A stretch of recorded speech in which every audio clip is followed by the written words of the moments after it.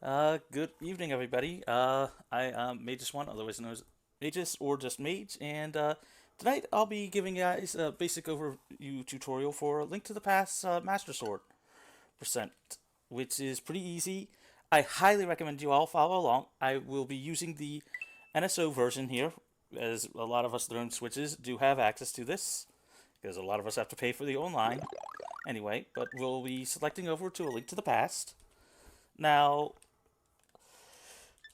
to start with explaining Master Sword, the whole goal is from the start of the game to go and grab the Master Sword. This will be an NMG category. Note please, the English version is version 1.0. Oh, not 1.0, 1.1. The normal run is played on 1.0, and usually the Japanese version. So we will use a little bit of time to do the text boxes. But for starters, if you're following along, feel free to create your character. I'd recommend a one-character name just to help with text boxes. And as I said, the goal is to collect the Master Sword. As far as everything else goes, when I'll explain all the other stuff, I won't be able to show you all the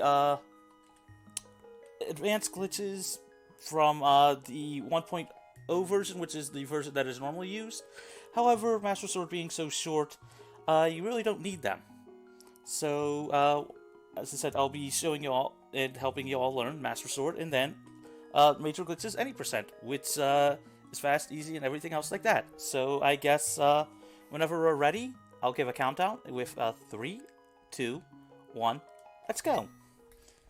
As I said, feel free to follow along. Anyway, first things first, we're going to be mashing through text. With text here, it will accept inputs from all 4 face buttons, and on the last text box of everything, the shoulder buttons as well.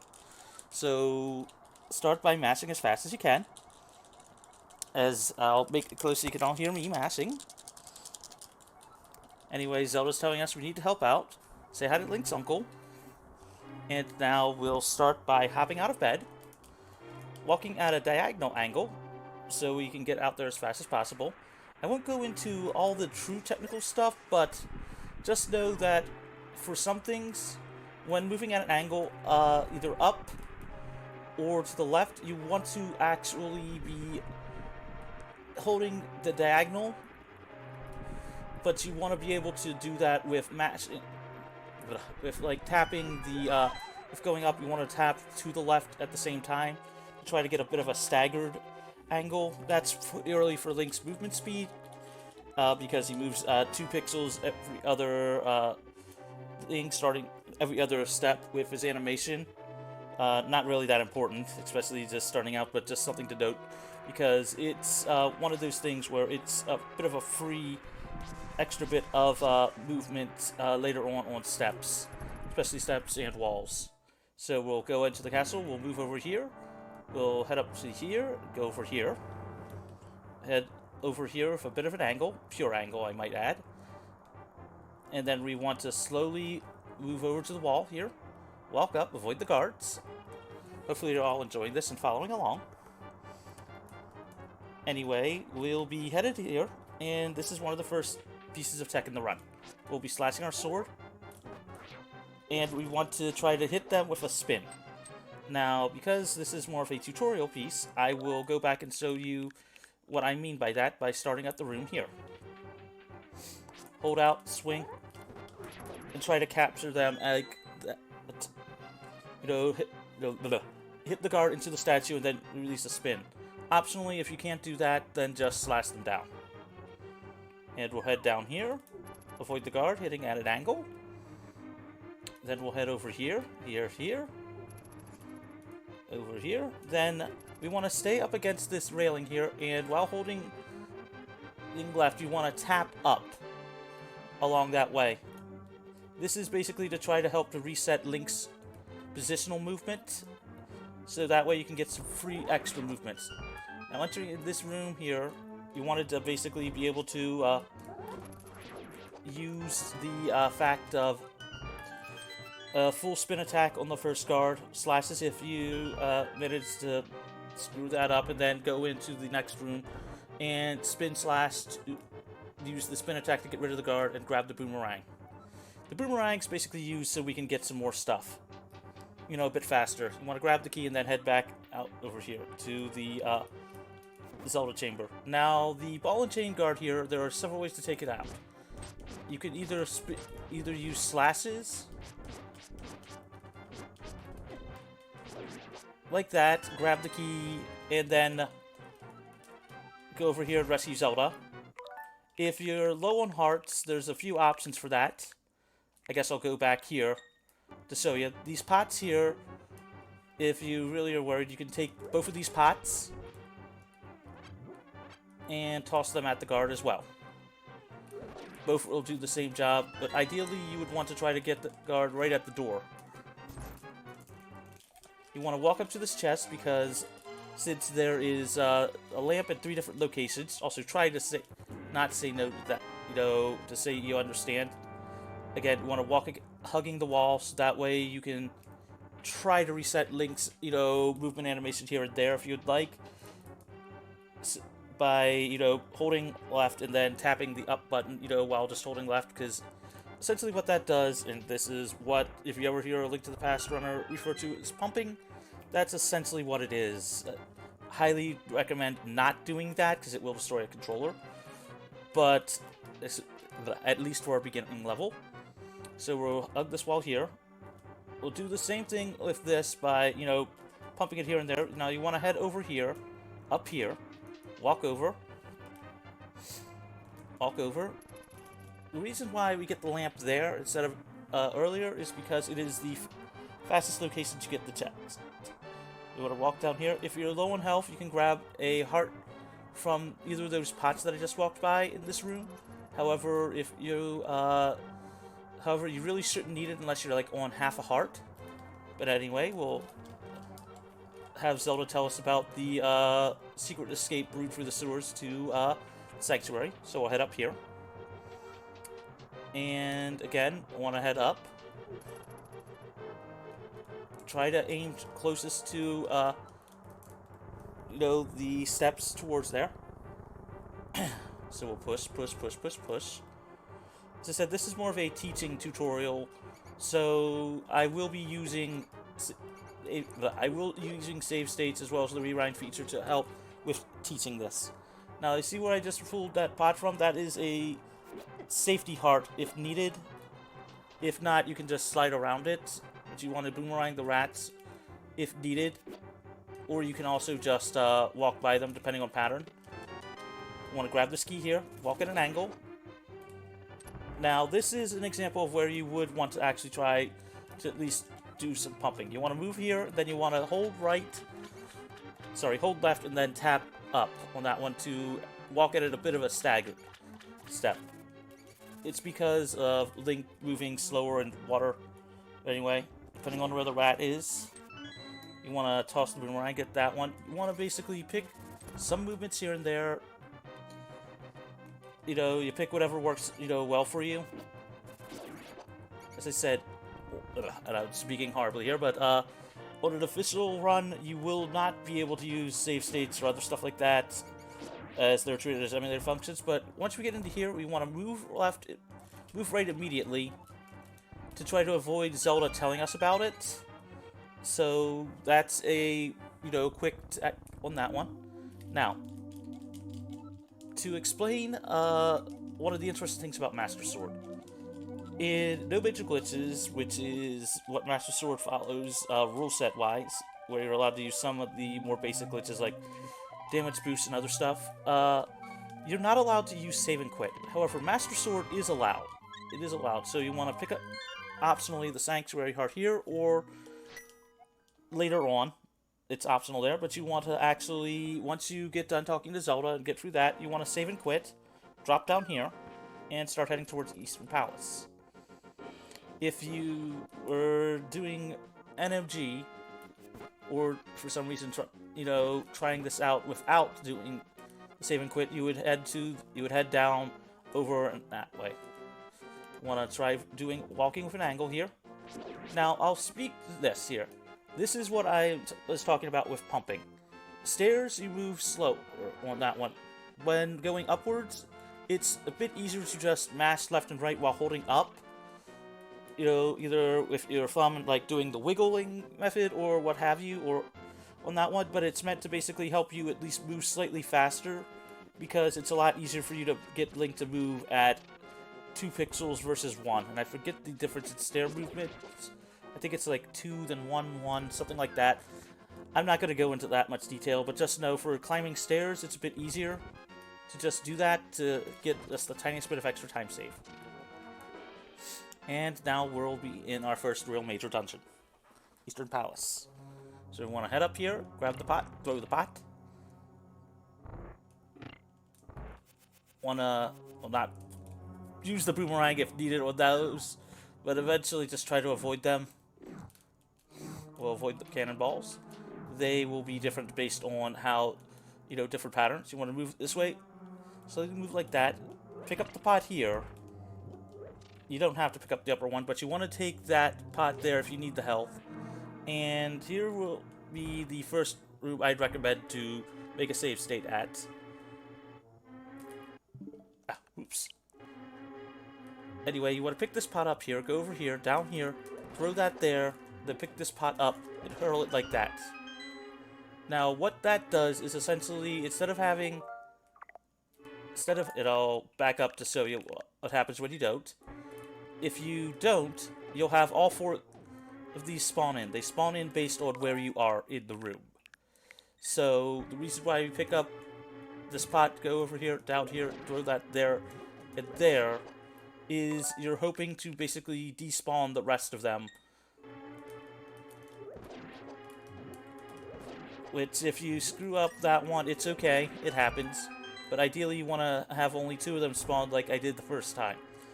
That's the way you spawn the remaining ones off screen.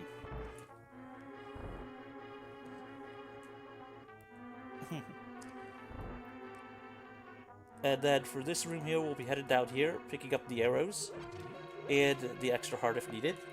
The extra heart is optional there. Want to head down with an angle, walk up the stairs nice and neat.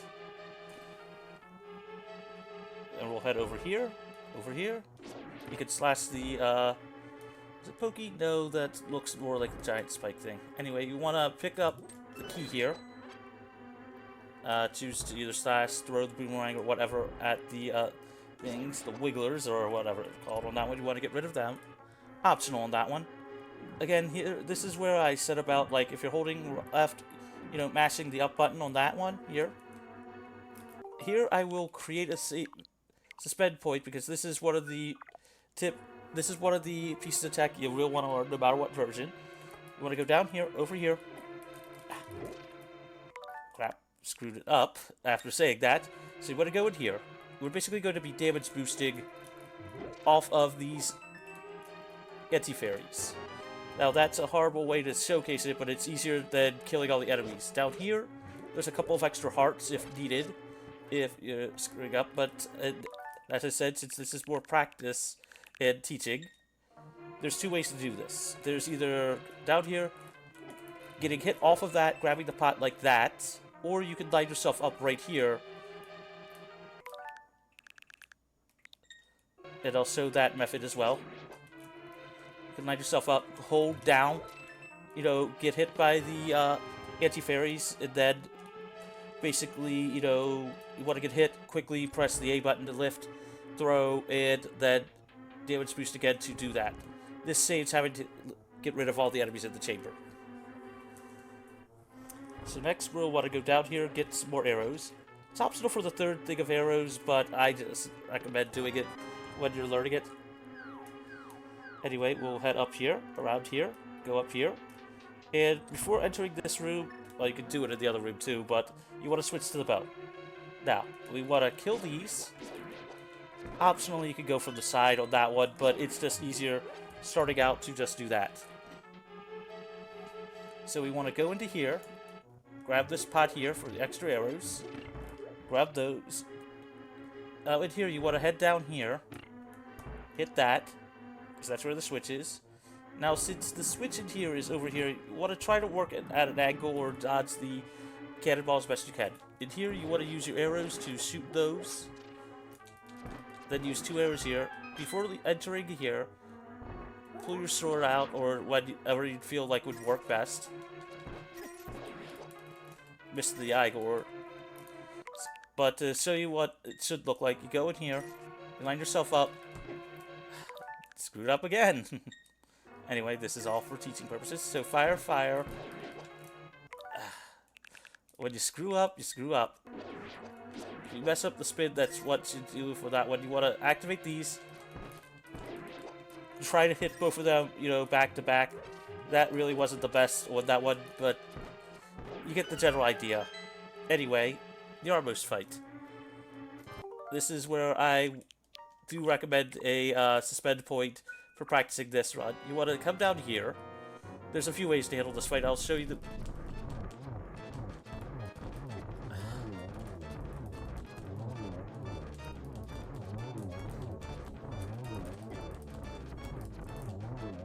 Now you see there how we have that second phase?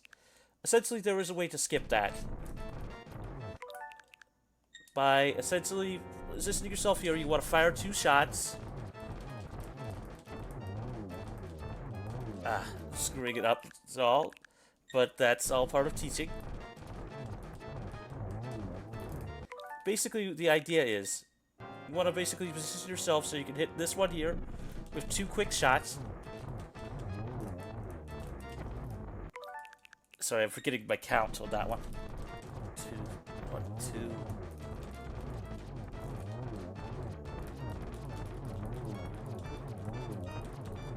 Essentially, that's how it should look for y'all. What I did there was basically set it up so that way you can hit a...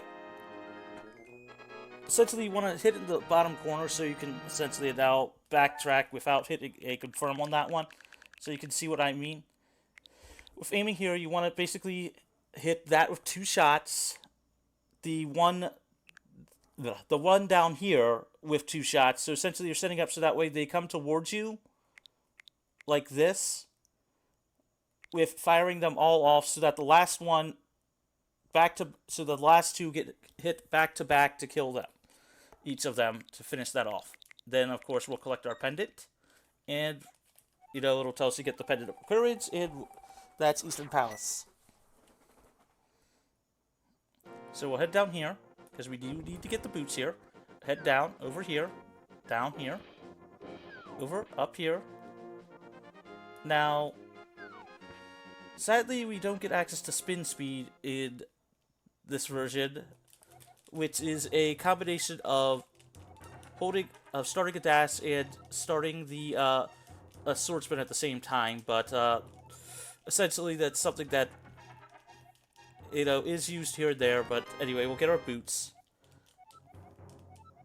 Now, you'd want to save and quit immediately if this was a no major glitches run.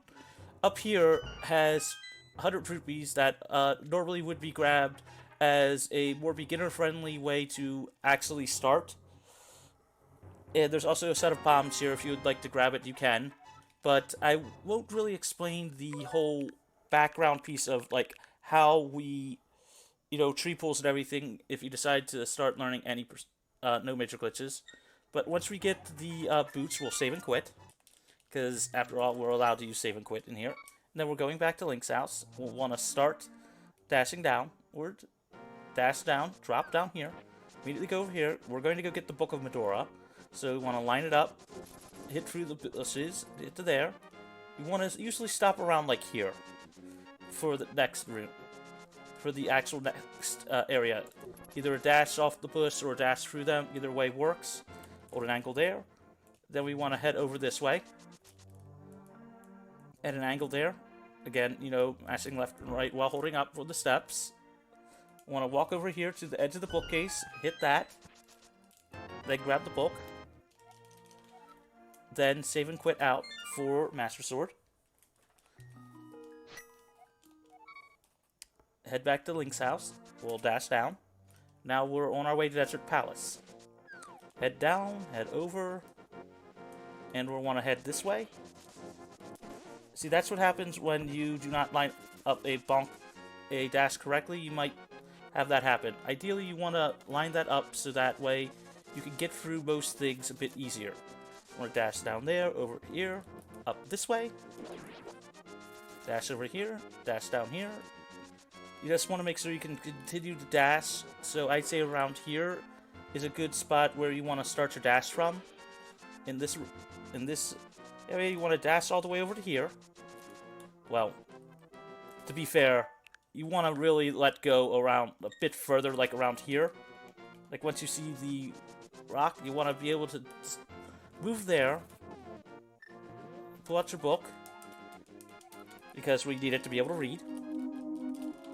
So we'll do that. We'll read the ancient, I believe it actually is Hylian language. Then we'll go up here, you know, again, pushing left and right on that one. Now, once we enter Desert Palace, we want to go up here, start a dash to the left, and stop, like, around here, where the enemy is. Like, just as they are, dash through them and go up this way. That is essentially the best way to get through that door fast. You can either hold a spin here, going up, or you can slash. Both ways work. I think spin is slightly faster, but you want to dash here, up here. Then use a diagonal movement here. Stay close enough so that you can actually hit the torch, or give enough vibration to get through there. Then we'll head over to the next room. You want to keep going dash-wise. Dash over to the just about by the second pot. Then we'll head over this way. Up here, we want to kill these 3 enemies. Slashes or dash works. There's a couple of different patterns of the cannonballs here, but essentially you want to try to dash through them. If you need to stop to do that, then feel free. You know, but you want to dash and try not to bonk. Bonking does cost a lot of time, I might add. But you want to go back through there. You want to hit a diagonal up movement here. So we'll be going up here, stopping to grab that pot because it contains arrows. We're going to need them for land molas here. In here, you want to dash across all those again. Stop just before there. Now there are some more fancy things, like a certain way you should walk through the chambers, stuff like that, and stuff like there's certain ways you should actually be walking through if using a dash doors and stuff like that. Anyway, you want to walk down here angle-wise because it takes longer to start the dash than it does to go through a lot of other stuff. It's faster to walk at an angle there. To show you what I mean, down here, it is faster to walk at an angle than it is to try to dash the dash, because by the time you will have started your dash, the enemy that is in the quicksand type stuff will already be there, so you'd have to run through, so it's best to just walk with an angle. Then once you get to here, you immediately want to start a dash and just go straight. Then you want to try to dash through the door as best as you can, and then through there, and then into there. Then once we're here, we want to go up this way, dash a bit, use our newly acquired power bracelet to grab the stone, lift up, and then go there. You want to work an angle here to help with stuff there. You want to walk over here, grab the key, walk over to the door, line yourself up perfectly. I guess I should explain this. When you're lined up perfectly from one door to the next door, you can do what is known as a key dash, which is essentially dashing straight up and through the door without bonking. If you don't think you can do it, just dash up and then just stop just before the door and go like that. Anyway, we'll go over here, hold out our sword. There's several ways you can do this room. I just do that because it's a bit more consistent. But we'll want to go up here, hit that enemy up there, choose to walk here, avoid lag, I might add, and avoid taking damage. Normally you'd want to try to line up a key dash there as well, but that good. You want to head over here, grab the key, up here. Now since we need help, we can grab 2 hearts there. Want a menu, hit the left button because of how the menu works. It's the quickest way to get to other stuff. Anyway, we want to grab both of those things. Depending on how many arrows we have, it will determine whether or not we need to get more stuff. So we want to go up here, go into the boss fight, actually bonk against the wall because that's right in between all three of these. Try to use our bow. A combination of the bow and slashes. If you're worried about stuff like that, you know, then use your sword slashes as well. Get some slashes in. Spins also work, but you'll figure it out on that one. And I don't mean that negatively, more of a just need to actually make sure you get your shots lined up, all that stuff. And all that. So we'll go grab our heart, because we are required to. And this is not low percent, where they deliberately despawn every heart because they found a way to do that. Yeah, even I'm not crazy on that one. But we'll mash through the text there. Get through that. Now, again, if this was no major glitches, you would have to run back up there. But since it's a Master Sword for all of us, we can save and quit to the Sanctuary. Highly recommend actually talking to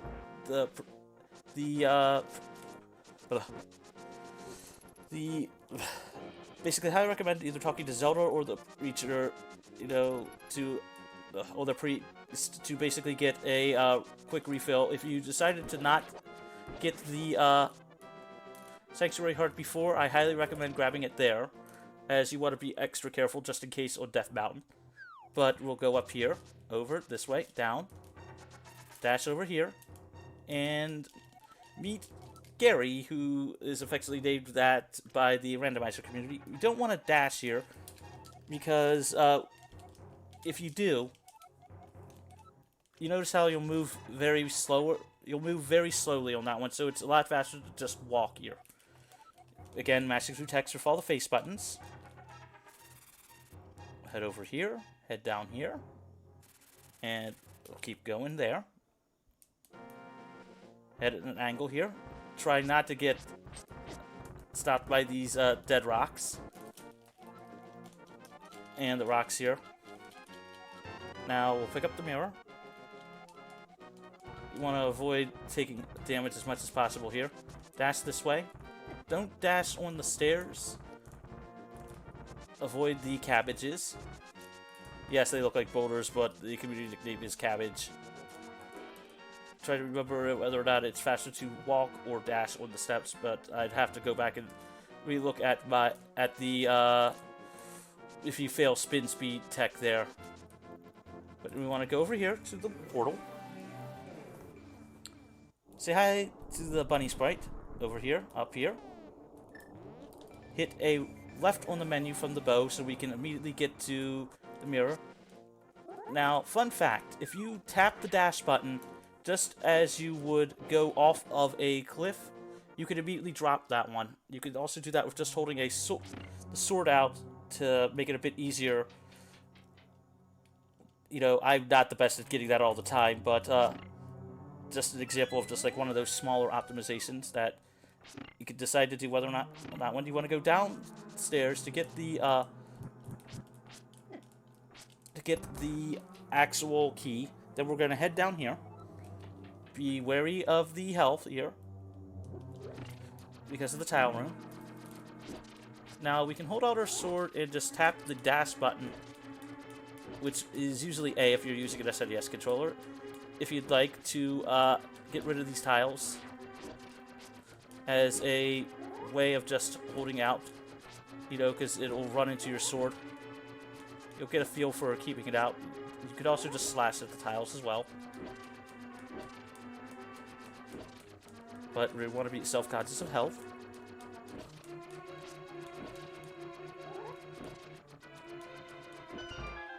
Release the sword over here. Now we want to make sure not to get hit by the mini Moldorms. Slash the orb there. Also orb. Swap to the lamp. Hit all 4 torches and pick up our big key. Then we want to immediately hit up and to the left to get to the mirror as fast as possible. Thank you for the good luck. Spin there, hit there.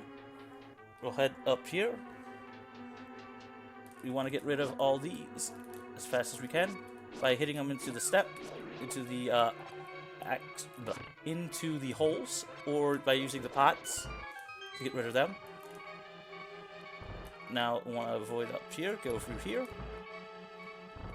head over here, line ourselves up with this wall, and just dash along it. As it's quite simple and easy to do. Now, at half a heart, want to be very careful. If you take a death, it happens. Don't be afraid to use stuff like that. If you need health, there's a heart right there. Now, if this was NMG, you would be getting the Moon Pearl, which I'll show you the check here. If you do, because there's a bomb jump to that one. Oops.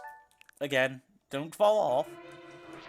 It can happen, but if you hold your sword out, and you see where Link's ear is, just using that as an example, if you drop your bomb here, you will be able to get yourself hit across to grab the Moon Pearl. Then you want to dash back over, dash down here. Try not to get hit here. We'll dash up here. Now, fun thing. See that little bumper there? You can dash through that. Oops. Now, ideally, you would want to be able to get to the hearts here if needed, and if you're that low on health, you can do that. It's just hitting one of the things there, but now we're on to Moldworm. So, Moldworm, I recommend using a combination of slashes and dashes. Fun fact, as long as you are holding out your sword, if you hold the opposite direction of where you would be pushed from, if hitting into him, meaning if you're being pushed to the right here, you can keep yourself from falling. And you want to basically hide in the explosion. You know, less stuff on screen. Pick up your heart. Head down here, and then we'll drop down and grab the actual pendant.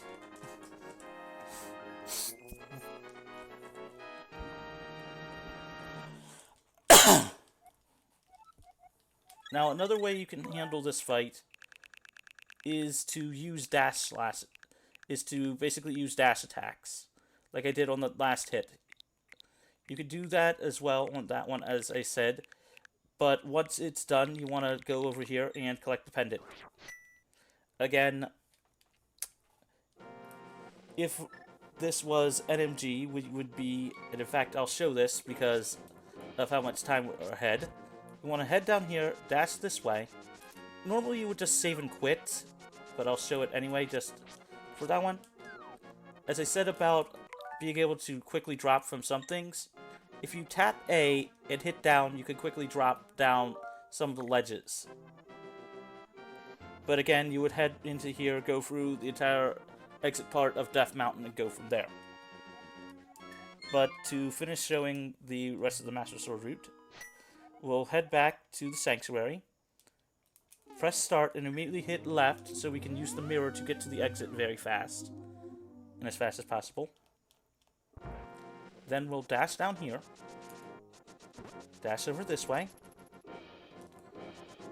dash over here. If this was NMG, we would be using another entrance to the Lost Woods, but since we can actually get to the since we could actually use one of the other locations, I will note that this tree here is a pull tree. And I guess I'll explain pull drops for those that might be interested. If you manage to kill 4 enemies and then pull a tree, you will get 80 rupees. If you have taken some damage, I believe it's less than 4, but not taken damage, it's 4 rupees, and if you've killed 4 but taken damage, it's 20. I forget what's on that one, but essentially I'm pointing this out because in NMG you would be actually using that to pick up the remaining rupees if you did not get the rupees from Sarala's place in order to get ready for Kiki. But we'll head over here, head up here. Mind you, you could have done straight here, but I'm just trying to explain stuff. and in an actual Master Sword run, this would be time. But since this is more of a tutorial, does anybody in chat have any questions? Feel free to ask.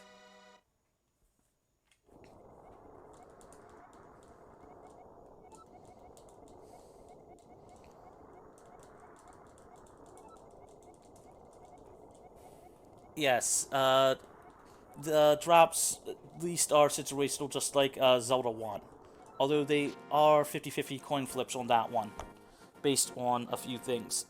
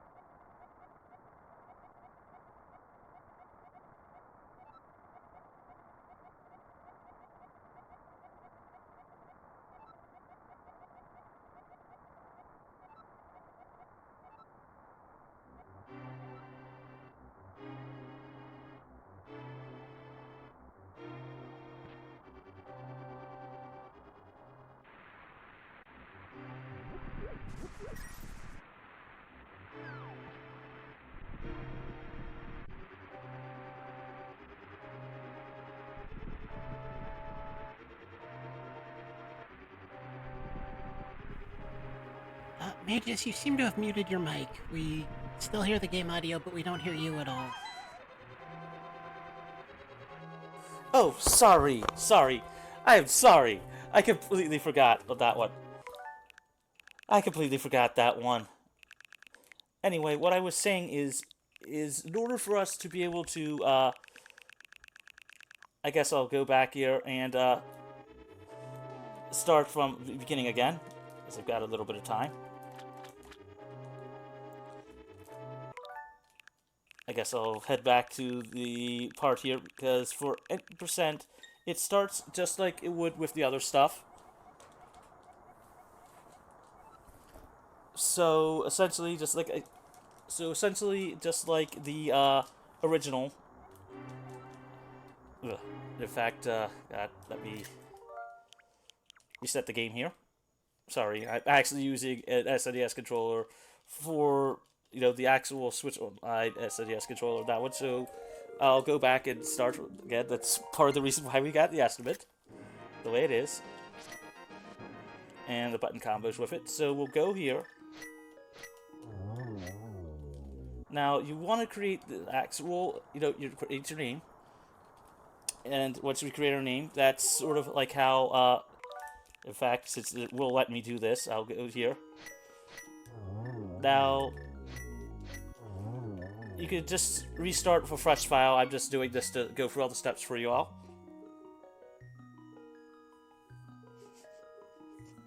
True. Okay, so we'll create a name. We'll create our character. Again, for any percent. So I highly recommend get your switches out. So we're just about to start for that one. And so basically, at any percent, we will be taking advantage of being able to be knocked to an underlayer of the game and being able to walk to the Triforce. Which may sound complicated, but it's really not. There's several ways that you can do this. One of which involves... how best to put this? Slowly inching your way in between pixels and yada yada yada, like massive, massive imperfect inputs. Forget about it. We don't need that. So we're going to start a file here, and for any percent, start, timing, just like would for Master Sword, at hitting the A button on the file select screen. We're going to mash through our text again, like I said, using all the face buttons. Now, this can be done on any version of the game. I'd have to double check if the Game Boy Advance version works as well on it, but I think it does. Anyway, again, we'll get through all this. Drop out of bed. Hit an angle here, because we want to get out of the house as fast as possible. Head over here. Toss those bushes. Now, there's several ways that you can do this. I might add the fastest of this allows players to beat the game in slightly under 90 seconds. Slightly over 90 seconds. Yeah, this is a very broken game. So we want to pick the bush, go up here. Now, you may think, Mage, how can I do this? How can I do this massively, multiple frame perfect thing? Well, we don't really need to do frame perfect stuff. No. Not at all. We're going to be taking advantage of, and I can't remember if I said this or not, the exploration glitch, which is a way to get underneath the levels of the game. So we'll come up here. Now, we use the castle because not only is it a very close location, but we want to come up here, follow along with me, hold the down button, and in midair press the select button and select save and quit. Following? So we want to do that, start back here. Now, here's the tricky part. We can't get hit. If we get hit, we effectively have lost the exploration glitch state. We are now in the state of it being armed.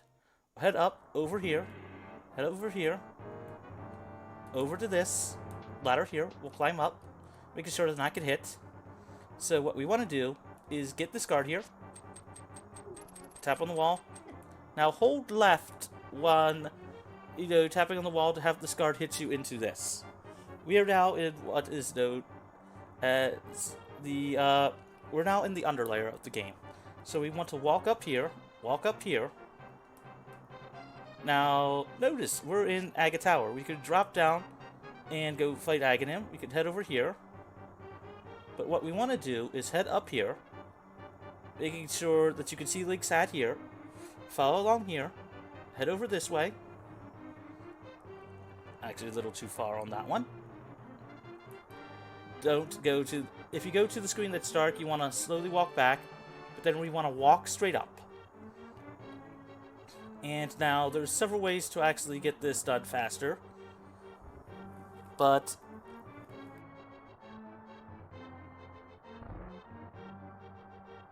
it's just the easiest way.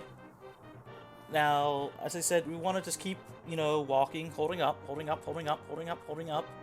Also, I'll walk over here just to show you where Link is, right here. Now, for those astute of you that have beaten the game before, you know we're in the Pit of Power. The room that you get before fall. That you might get if you fall into Ganon. So we're going to walk up here. Walking. Say hi to Ganon. Keep walking, and now we've just beat the game. That's an 80% run for A Link to the Past. That would be time for that one. And congratulations, you've beaten one of the most interesting, one of the best Zelda game. Well, arguably it's one of the best Zelda games in a while. But we'll bash through the text, and your reward for this is actually getting glitched credits.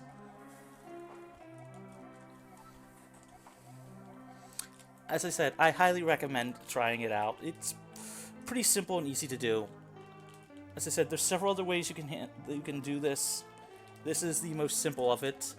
Hell, in fact, I think if you go onto YouTube, there is actually a video of the game theorist actually learning this. There's a lot. This is very easy to learn, and I highly recommend this one alongside Master Sword. Now, one of the most interesting things is we get glitched credits for it, so we'll master through the Triforce text. Again, in a more serious version, you would be using the 1.0 version of the game, which was Japanese exclusive. You'd have to look up, yes, 9X, all the emulated stuff to be able to do, like, the highest tier. However, if you just want to get in and get started and try these speed runs out yourself, again, this is on the NSO version of the game, so feel free. I know you had been interested in showing off those. The reward for all this is glitched out credits.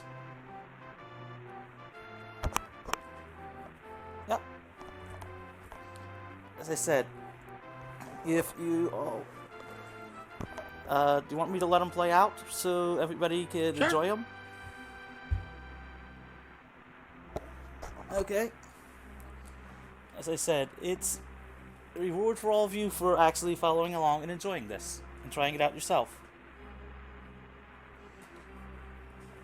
Now, I don't actually have the Switch Online service myself, but I do have a mini SNES, and I've actually asked people and they've confirmed that, yeah, everything works on that version, so it's something I've kind of been interested in for a long time, just to pull out as like a party trick.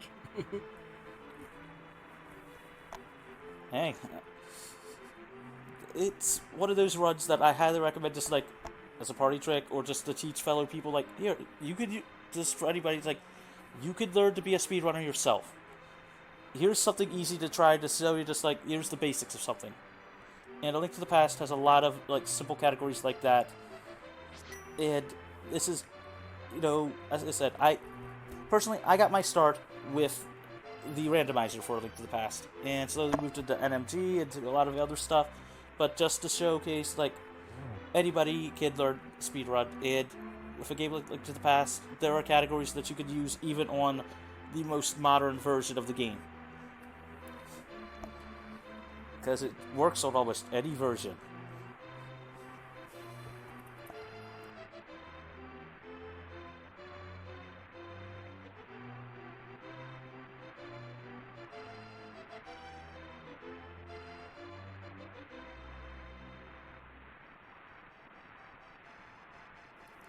I will add, though, that if you do plan to submit this to the leaderboard, you will have to let the glitched credits play out. Because that's true for any category that completes the game. Because reasons, and even I don't know those reasons. But again, this is just the basics for y'all to learn. And I highly recommend going back, watching the VOD, and just, trying this out yourself. Following along. And having fun.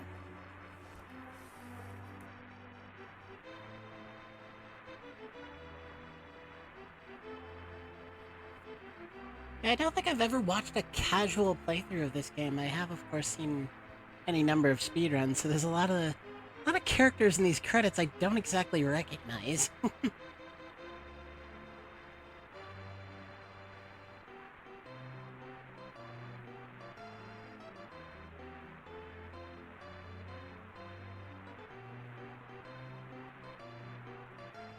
Kinda makes me want to give another go to even just playing the game casually, but only so many hours in the day.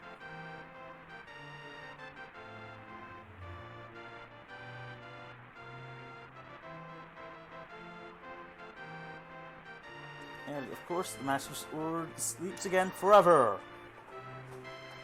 Or until Ocarina of Time, but no, wait, that was before that in the timeline. That's exactly what I was thinking. Timeline-wise, last time the Master Sword is seen is, God. Do you want to count, Oracle of Seasons and Ages' second playthrough as Master Sword? Actually, I think this is the last time the Master Sword is seen in the Downfall timeline. Yeah, if you're actually asking me, I honestly have no idea. I'd say that, except for... I know some of the timeline pieces for it. Considering timeline, it's either... I believe it's Link's Awakening, then it's the Oracle games, then it's... talking about the Downfall timeline here, it's then the... It's then Zelda 1, then Zelda 2. And I guess, technically, yeah, that's the last time you see the Master Sword, because the others have not been remade yet. Although, technically Breath of the Wild, but... Yeah, technically Breath of the Wild would be the next game over 10,000 years plus later. But again, highly recommend just going back, watching the VOD, donating for charity on that one. Nope. Because everybody should be able to eat, and helping those on that one is a good thing. Your Switch was starting to go to sleep. With the Switch, making sure for all... Yes. But at the same point, the game... as I said, I'm glad... I want to thank you all for letting me showcase a tutorial for these two runs, because they're very simple and easy to learn, and they're just... This goes to show you anybody can learn the speedrun.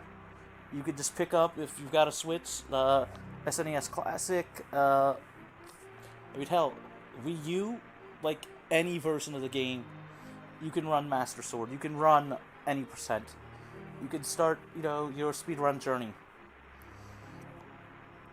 Yes, there's more and faster versions, such as, the 1.0 version. In fact, some of the glitches that actually are... There's a few that are 1.0 exclusive, like spin speed, fake flippers, which is essentially transferring from one screen to another, not having the flippers at the same point you would hit the water. The game naturally assumes that you're swimming, but you would still.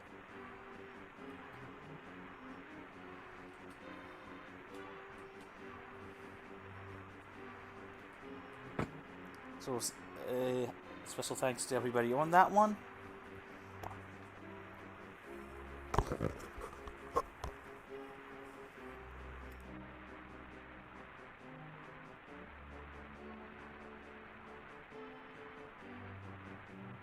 Now let's see our quest history.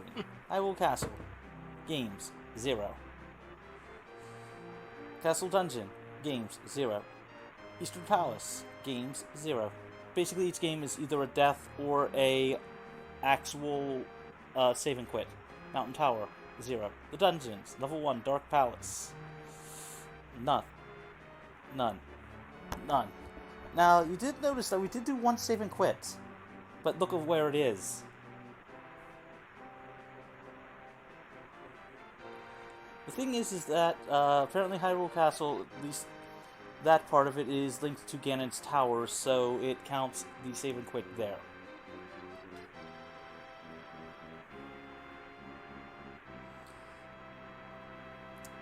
The end. GG.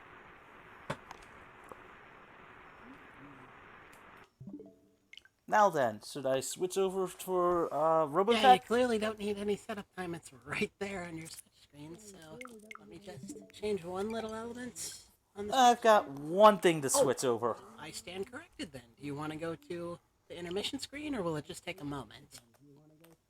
No, I just need to do this. I Sounds just want to switch over because I'm using I'm using a modern controller for this one. And my actual profile.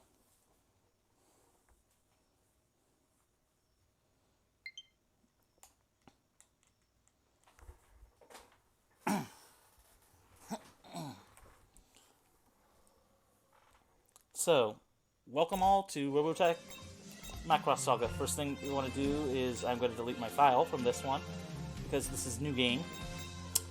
The run is done on normal because there's really no difference except for the amount of damage you do to enemies. There's nothing extra and all that stuff. Robotech, of course, being based off the 80s franchise, which in and of itself is based off of 3 different animes Super Dimensional Fortress Macross, Super Dimensional Hyper Cavalry Southern Cross, and Genesis Chamber.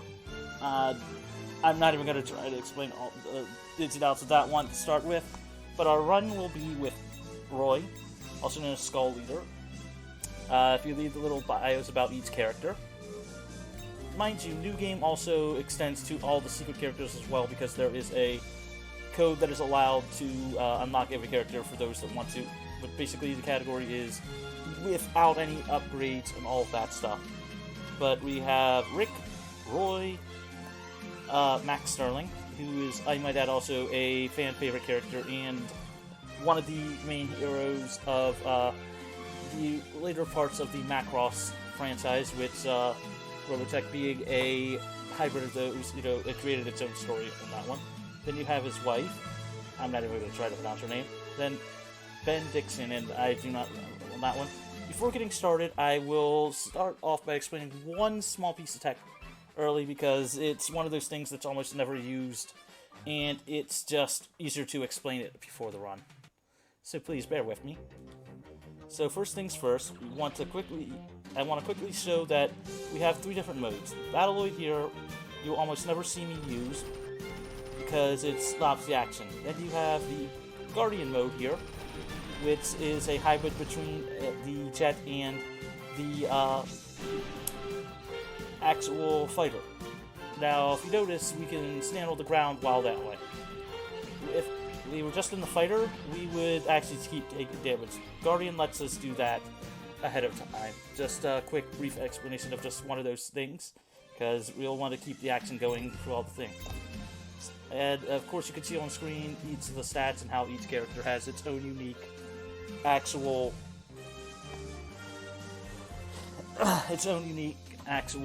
stuff for it. Mind you, this is the HD version of the original Game Boy Advance. So I guess whenever y'all are ready, I'll give us a countdown with 3, 2, 1. Let's go. Oh, oops. Tried not to hit the B button because it will backtrack on that one. But story and lore-wise, it's been 10 years since a great war happened, which ended up being it's basically ended in a single night where humanity finally realized, hey, we're not alone in the world, in the universe, because they had a alien spaceship crash land on Earth.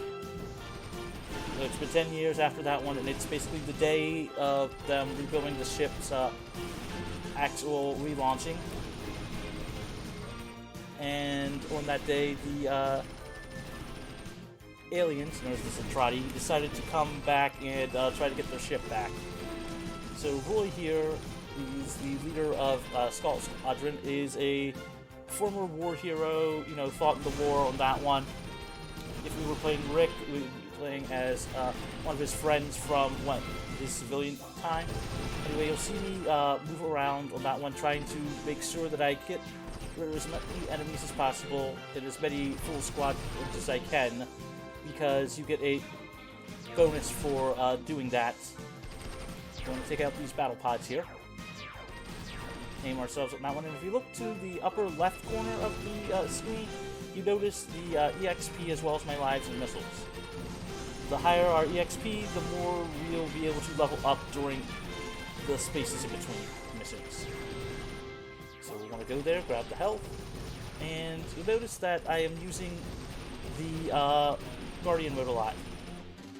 That is mainly because, as it showed beforehand, we actually hit the ground without taking damage, which is very useful. It only gets up a little bit of speed, and speed in this game, or piloting to use its exact slot in the menu, is only for speed of your character, not speed of the screen scroll.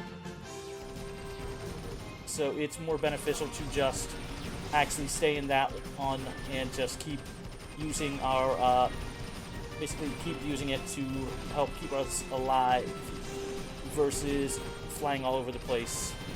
Anyway, the power-ups for the most part are timed, with the battle pods here earning at least 100 EXP versus the fighter pods 50. those, grab our other triple shot, which is based off of time, not shots, else I would be swapping through it a lot more, but we wanted to do this. If you're wondering what the difference between the HD and the GBA version is, not only is it the screen pulled out a bit more, but allowing for more enemies on screen, but looks like there's a few other things. Crap, death. Okay, so we'll take one of the first interesting pieces of tech. Iframe abuse. So because of the fact that we have iframes and the game registers any killing an enemy, we can use that to our advantage to take out enemies faster, help clear out the screen, and gain some extra EXP, like this. Which, as you can tell, is very useful, because, well, screen clear. We want to do that there, get rid of those there, toggle a bit that way, fly up and around, getting rid of those enemies there, getting rid of some of that stuff, getting rid of the stuff because we need to be able to survive. Survivability is important. Do that there, aim this here, since we have one of the lasers, which is shot-based, surprisingly. We want to fire that there so that we can get rid of the next officer's pod, those ones with lasers, before it appears on screen. So we want to move down here, fly low, hug the ground so we can actually avoid taking some damage. Take out this. As I said, story-wise, it's the day that Zatrati attacked the names of the aliens. Essentially, it happened via a booby trap for humanity starting up the ship. Because although the Zatrati weren't the original owners of the ship, they wanted it for some reason. And I forget the Macross definitive reason for it, but it's something similar to that one. But to give a bit of info about the Zatrati, they're warlike. In that war's the only way.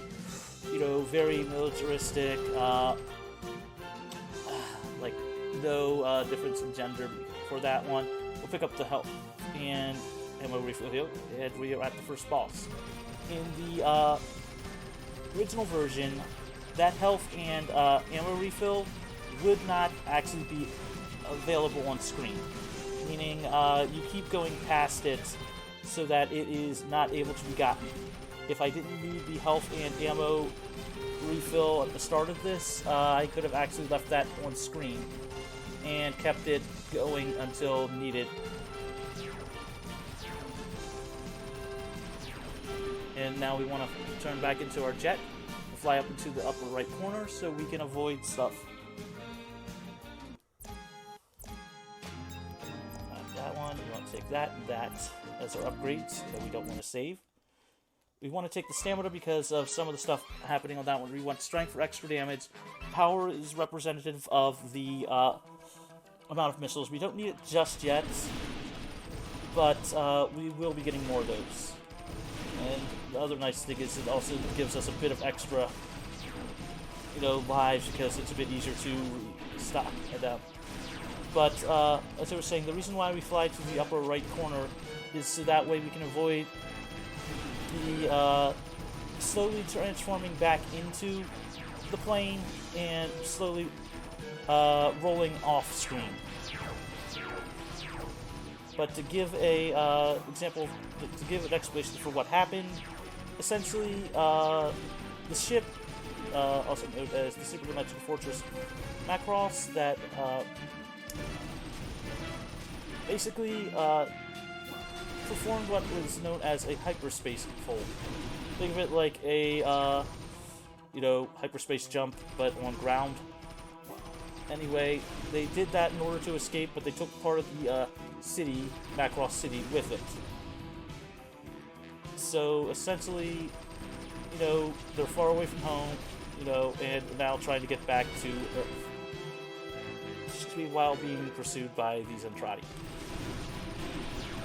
Want to come around here, drop down here, so I can avoid some of the attacks from there. Want to take that out. avoid the missile there. Wait the slightest bit longer to grab that, as the timing for the triple shot goes once you started it, and it's while you're firing it. So you want to be strategic with how you use it. And you want to wait till some of the enemies appear on screen so you can try to actually get it to last as long as possible, getting rid of as many enemies as possible. I was hoping to not have that happen there, but oh well. Want to hug this. If needed, you can always just turn into the Battleoid, the actual mech version of this. The ship I'm using is called a Robotech, or Valkyrie in the original Macross, and I prefer that nickname. Well, I prefer the name to that one because it sounds a lot cooler than this Robotech. Anyway, the three modes are the fighter. Here. The unlock. I'm not even going to try to pronounce it in its original Japanese, so I'm just going to stick with Guardian. So pardon me for that one. And then the Battleoid mode. But again, we're just going to take out the enemies here. Fly low. Take there. Use the fact that we can actually hug the ground. Now the reason why the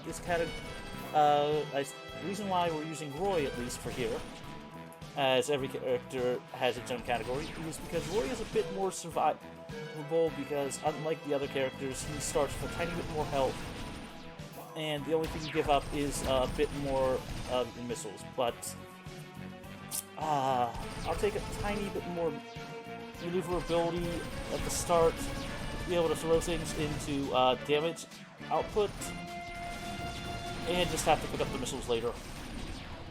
And oh no, I just took a death. Guess we're just going to use the actual iframes there. Now that second death was not intentional.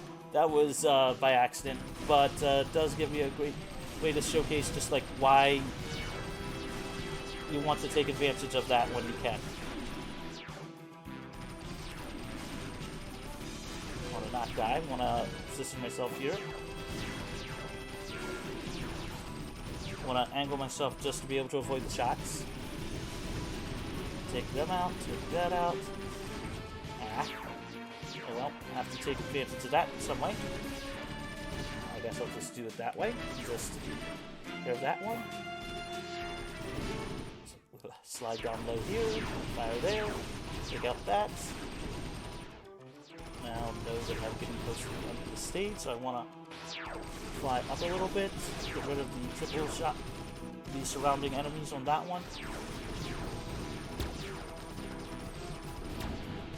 Now this is an intentional death, so I can get all three of those, because it will equal out to the same amount of stuff. So we'll fly over here, and again, slowly get off screen slightly faster. Now, in this case, with what we have, health-wise, we want to take the actual... I'll also pick up the missile. Great, I've been doing well with that one.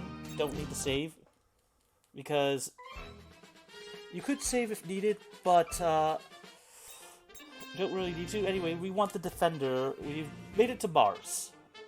We've made it, partway back home. We're at Mars on that one. We picked the... This is our first of the isometric levels. Now, you may wonder, wait, there's better destroids out there. Why are we picking the Defender? It's not that fast. It doesn't deal much damage, as much damage as you think. But that's for other reasons. That's namely for its special. Now, there's some things that are faster, some things that are slower. We want some survivability, so it's a compromise. But then we have this. Now, to explain what happened there, the destroy for this one has a unique special. Some are just extra attacks, some are things like that one. And ouch. That had to hurt. It actually did on that one, but no. No, the reason why we want this is because of its special. And that's basically because the special for this one gives us an 8-way shot. Just like how you've seen the enemies use. Well, when they actually made this become the HD version and pulled out some stuff, they allowed us to clip into some of the enemies' areas. So we can unload an entire 8 hits in a single shot, and the hitbox overlaps, at least from what I've figured on that one. So because of that, being able to outright destroy the landers here that we need to destroy in 1 to 2 shots, and dear God, that's annoying. But oh well, we take those sometimes.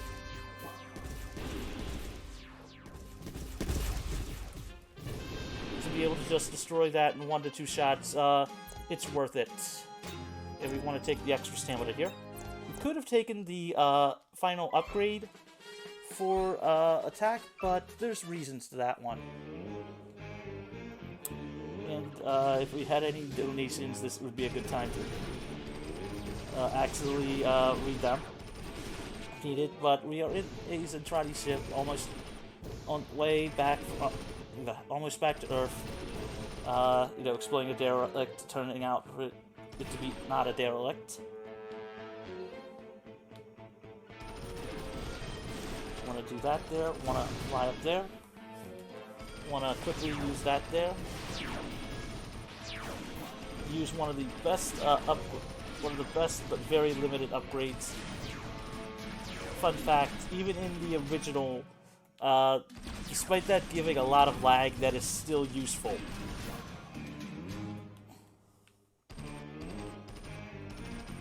And apparently, we did get a donation of $10. So thank you. Gotta support bank. Anyway, we want to get rid of that first, so we can line up the enemies to basically be able to move in such a way that we can take out enemies, as well as avoiding damage. This stage is a great example of where it's good to actually not really die, because you can avoid a lot of the damage in here. And this is also a stage that if we were even using the fighter, you would want Guardian mode because of the fact of being able to avoid a lot of the damage by clipping partly into the ground, as just demonstrated.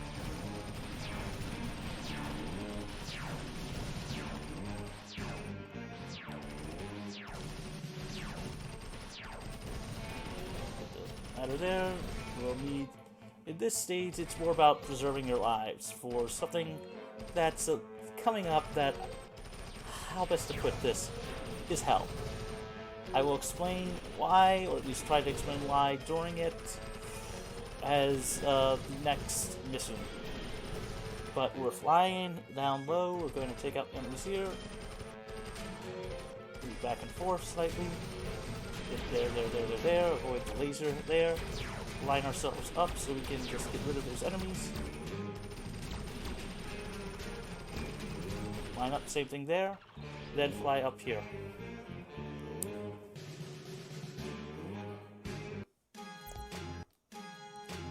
And now that we have all that, we can take level 6 and full missiles. That one, well, whoops, sorry y'all. We made it to bursting point. Basically, we just got back to Earth, and this is our second boss of the run. I'm going to shut up because I need to for this run, this mission.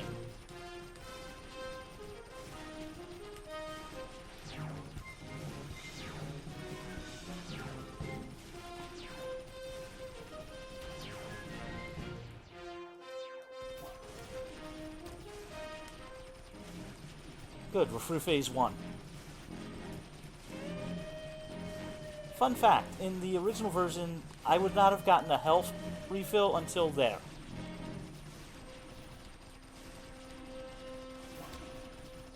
As they swapped those two around. We want to hang down low. Shoot the enemy's shots. Avoid the laser.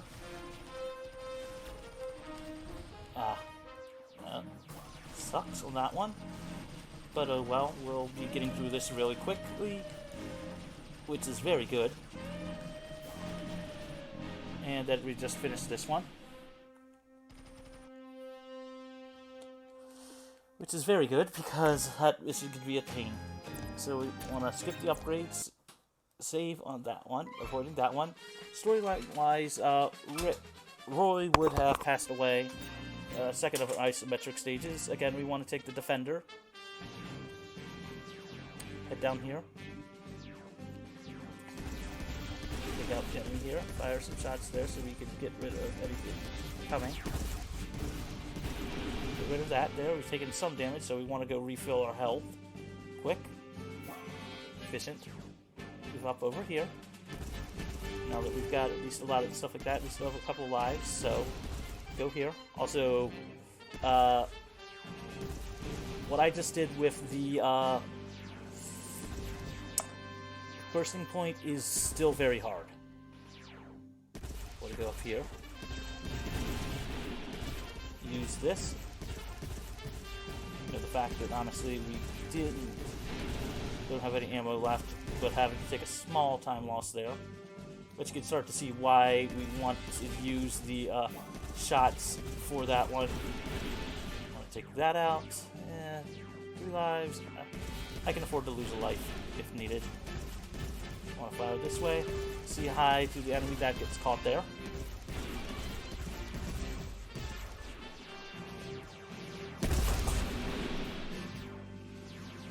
Head down here. Over here. Over here. I'll start firing, hitting that there. Now, fun fact. Yes, you could still die there. But no, we want this there. Yeah, it's not the greatest on that one. Force of Arms. Essentially, catch up storyline-wise. So, during the trip back to Earth, the Centrati tried to infiltrate the SDF-1 and found out that there's more to life than just war, thanks to music. Which I might add, the entire Macross franchise is known for its music, to the point that there's an idol in every show. And they have also done, I mean, hell, God, I think it's 7? One of them basically has an entire thing where level in the battlefield, yada yada, and I don't mean that negative, yada yada, but more of a, let's just say this much. One of them, which was a side story type thing, not part of the actual timeline, had people fighting on the front lines with mechs using a guitar. And yes, you heard me right on that one. Not the type of... It also is where you get the one meme or the one person eating a leaf. Also note, if you are in space, you automatically will hover with the battle. There's one. But it's why, as I said, essentially, once the... By the way, if you're wondering how the Centrati snuck on board, they shrunk down to the size of humans, as they are legitimately like 50 feet tall. Which is why there is an actual battle like mode for these things.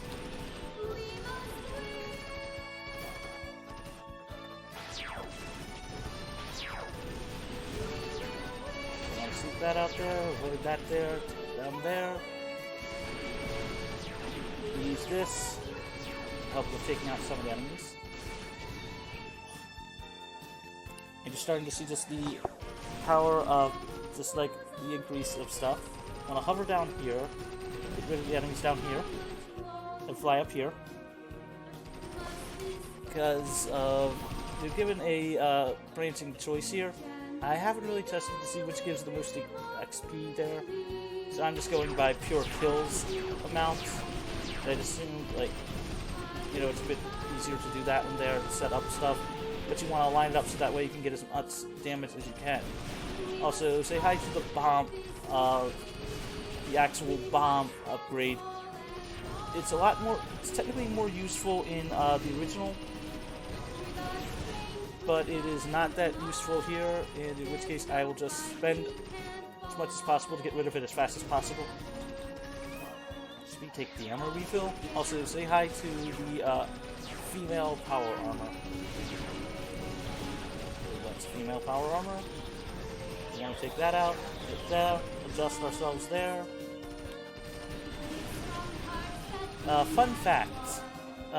One of the more interesting things about the story is Max, who I showed on the character selection, one of the reasons why he is so important to the second, and even with Robotech, is who his wife is and who his child is. In the Robotech version,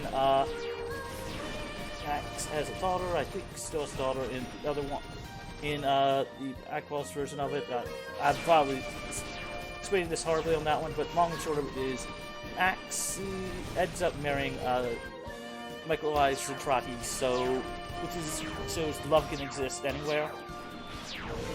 But also, if this gives us like a giant missile attack for our missiles. But no, as I was saying, because of that, you know, he ends up being very important. And we can afford that one, so we want to fly up here again. So we'll fly up here.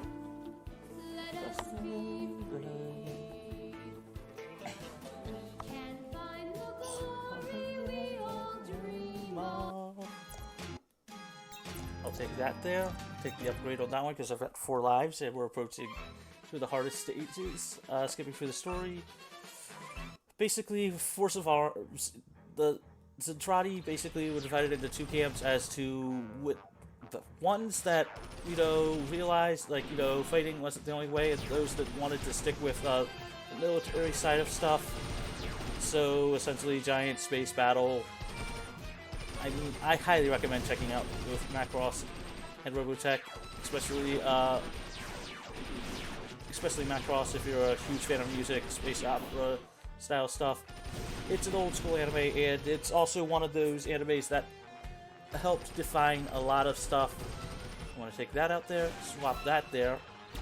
One of the only few times you'll see me actually turning into that for proper movements.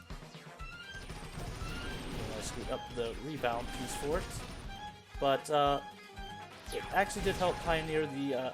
It's one of the pioneers of the transforming mech genre. Want to take that there. Sorry, I'll fly there. Not down here. Fun fact: in the original, the section coming up is a bit harder because of the fact that you can't fire through those. Actual floor. Now in the HD version, you can, which means you can pick up some kills that you should not be able to a bit easier than you could otherwise. Try not to die there. Align ourselves up perfectly.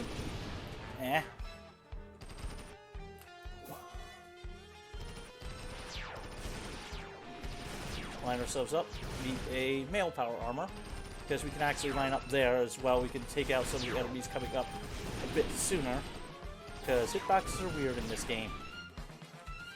I can figure that actually is a ceiling, which it is, yet some of the other parts isn't. Again, we want to move like that, fire there, fire there.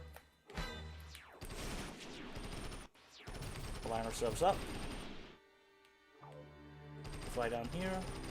Notice that we still have missiles, so you can tell enemy is coming.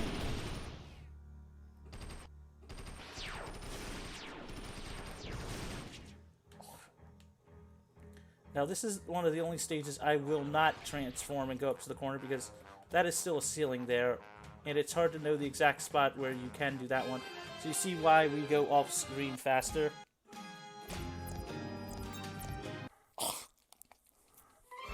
And now we are at the final battle.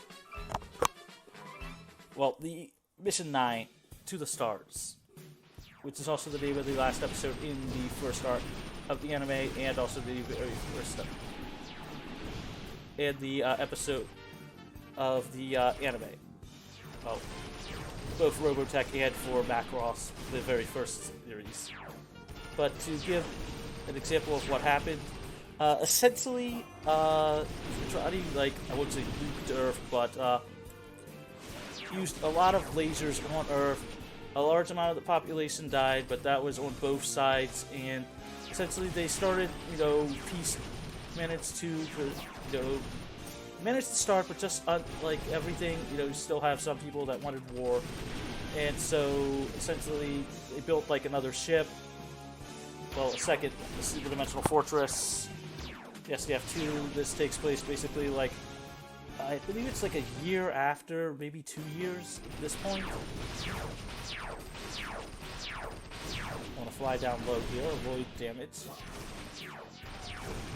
If you miss some of the cycles, you want to basically avoid the damage and be at the locations where you can actually avoid the damage as much as possible. I want to try to not die, so I want to pick up this health. Having basically full power is good.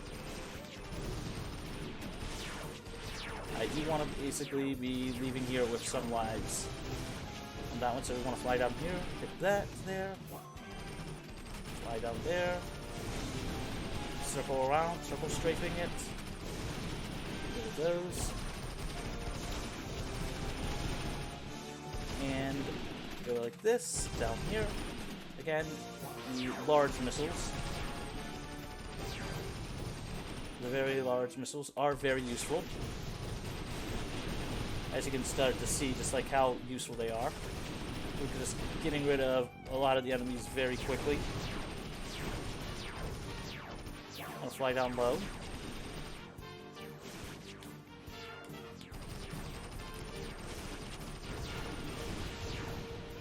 Now that, I will say, is an intentional death. To take out some of the enemies, clear the screen up some. Fly down low again. Fly over here, take out those, use our missiles. Take that out there. Fly over here, this way, take that out. Use back to what we've got there. Grab that. Strategically use our shots for that. Fly down here, save on the health.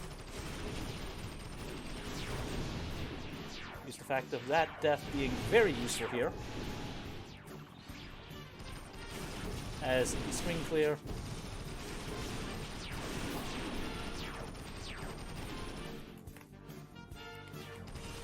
Want to line ourselves up perfectly there. Take that out by flying backwards a little bit.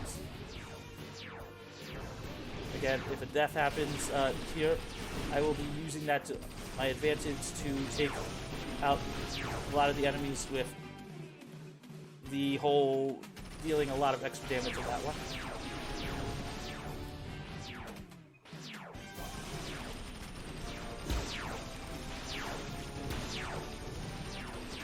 I'm going to take care of that one there. And this is basically the bullet hell section. Pardon me while I basically waste a lot of lives to clear this out.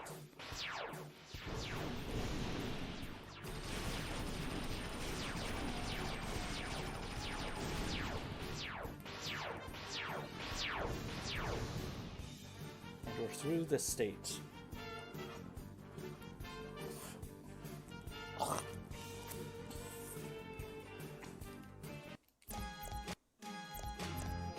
Upgrade, do that there. Oh god. So, yeah, we're on the final battle.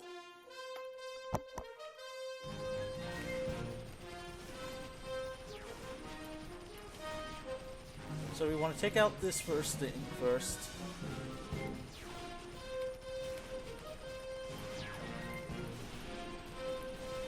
Fun fact, there's no hitbox here in the HD version.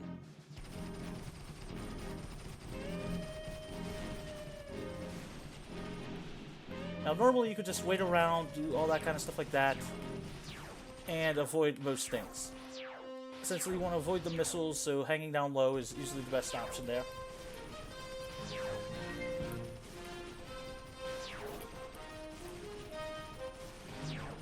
Want to avoid the first set of missiles. There. Avoid the giant laser. Pick that up there. Head like that there, that there.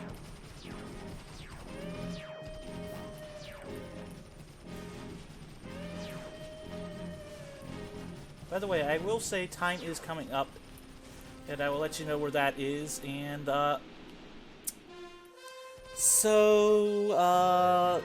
yeah.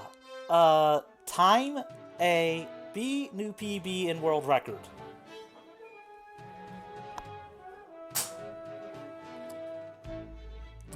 Now, you may be wondering about the, estimate. I'm the only one that runs the game, but honestly, I do highly recommend trying it. But, yes, world record on that one. 34 is currently best on that one. My estimate was basically for the whole levels 4, 5, and 6, because if I'm down to like 2 or 1 lives, I will die. There is a very good chance for a game over at Mission 5, and that is a very hard stage to do. As you can see clearly just with how much bullet hell is on that stage, but I did play so well that I had enough health to be able to tank the damage. Also, thank you all for that one. But, as I said, I highly recommend, the game on that one. It is very fun. As you see, we unlocked Roy here, his younger version. And if you notice, you cannot transform with this one.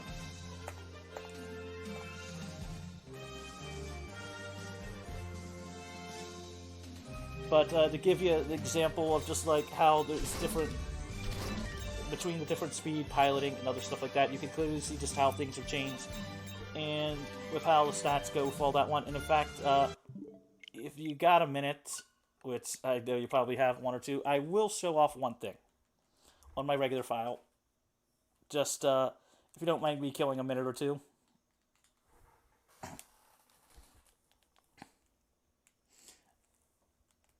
Also, thanks, Tempest.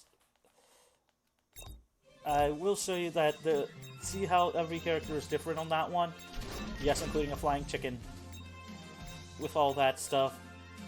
This is on my file that has actually got a complete save, but even with a new game category, every character is allowed, as I'm one of those few people that will allow a actual, some of the codes to like unlock every character, or if you want to have max stats and then do it as a New Game Plus run, then yes.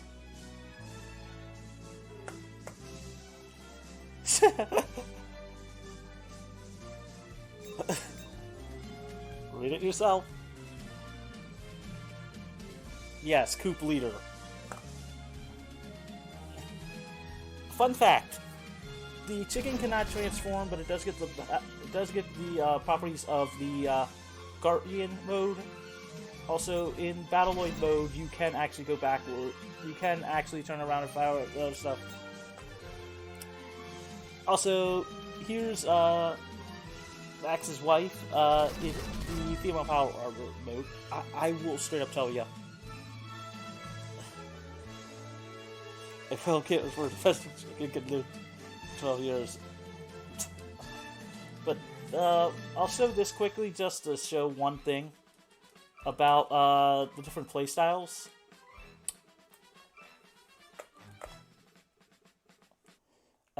One thing, so with me, her body version, you are stuck in this version, which really does matter and really does change a lot of stuff. Same thing with having to play with Roy without the transforming piece. Lieutenant Max Sterling, aka Rookie Max Sterling, for some reason he has better stats than the other one. But with characters like Ben and, of course, Coop Leader, we end up just abusing the damage stuff. So I don't know when you guys want to kick me off or not. I'd love to just show more if you guys want, but yeah, I was not expecting that one, as that's only the second time I've been able to beat the game without a game over. And 2 or 3 of those in the right stage can add like 4 to 5 minutes. That was definitely an impressive run. Some great showcase of skill on display. Thank you for that. That was a lot of fun to watch. Welcome. Sorry I was ahead by that much. Not at all. It's more time for me to sleep tonight. When you get a run going, especially in a shoot 'em up, you take those, but you have to put on an estimate, because you get to the end of the stage and you suddenly die or game over. You gotta play like an old 4 to 5 minute stage again. The average in a marathon setting is like 41 to 42 minutes. So, congrats on the great run. Yeah, I guess the marathon will live on. Thanks. And I will need a highlight of that one. Not to worry. Because that's going on the speedrun.com page. Alrighty, I think we're ready to go. Unless you have any last and final shoutouts? Shout out. Thanks again for letting me show off both of these games. Thanks again for those that stuck around for the Link to the Past tutorial. Thanks again for letting me showcase Robotech the Macross Saga.